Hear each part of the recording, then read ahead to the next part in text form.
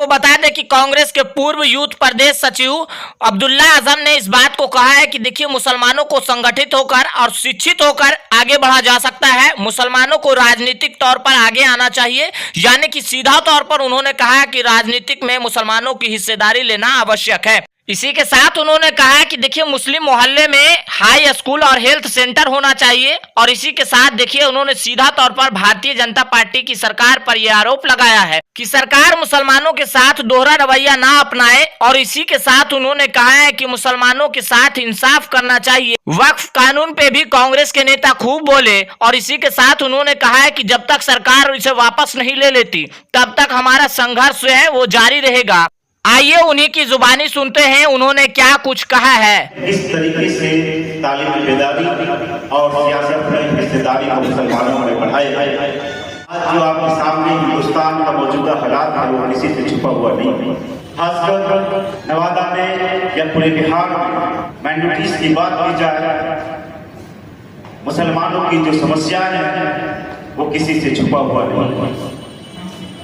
चाहे वो एजुकेशन के फील्ड में हो, चाहे वो सियासत के मैदान में हो, चाहे आप बिजनेस के फील्ड में हो, किसी भी क्षेत्र में स्थिति आपके सामने है। इस प्रोग्राम को कराने का मकसद ये भी था कि सर ने कहा कि 2003 में एक रिपोर्ट बनी थी, उस रिपोर्ट में मुसलमानों की जो बदहाली है उसका जिक्र है। लेकिन अफसोस है कि जो हुकूमत चाहे वो केंद्र की हो चाहे डबल की सरकार हो, आप एक पर्टिकुलर कम्युनिटी को साइड करके मुल्क की तरक्की करना चाहते हैं जो कि इम्पॉसिबल है।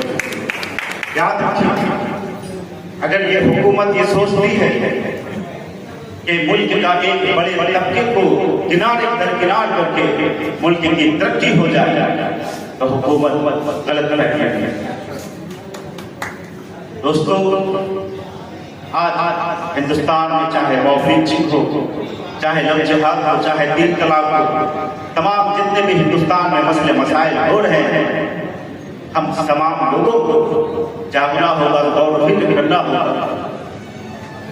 क्योंकि हमारे कम्युनिटी में यहाँ पे मैंने कोशिश की कि मुस्लिम कम्युनिटी में जो पढ़ा लिखा तबका जो इंटेलेक्चुअल सोसाइटी वो यहाँ हमारा मकसद ये था कि मुसलमानों में जो बेदारी पैदा हो, क्योंकि अगर हम पढ़ लिख कर अपनी कम्युनिटी के लिए कोई बड़ा काम नहीं कर पा रहे तो हमारा पढ़ना लिखना किसी काम का नहीं, फिर हम मुर्दा में से मुर्दा। तो हमें जागने की जरूरत है और काम करने की जरूरत है और सियासी शऊर जो है वो पैदा करना होगा। और खासकर मुस्लिम कम्युनिटी में अक्सर मैं देखता हूँ कि लोग जो है इधर तो मेरे भाई आप जो है मुत्तहिद हैं। आप अगर लाइन होकर अपनी बात कहीं रखेंगे तो आपकी बात सुनी जाएगी।